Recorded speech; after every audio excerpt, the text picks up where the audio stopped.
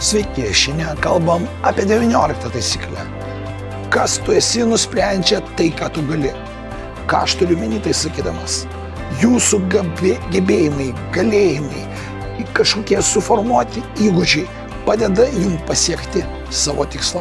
Tai yra rezultatą. O kada jūs pasiekėte rezultatą, jūs tampat kažko. Pavyzdžiui, pasaulio čempionu, nugalėtoju, konkurso laimėtoju. Bet kas tai yra? Tai yra jūsų galėjimo galutinis rezultatas.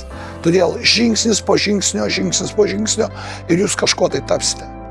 Bet tai reikia galėti padaryti. Ar jūs galite? Pagalvokit, ką dar reikia išmokti daryti, kad galėtumėt pasiekti to, ko jūs norit būti. Sėkmės jums, pirmin!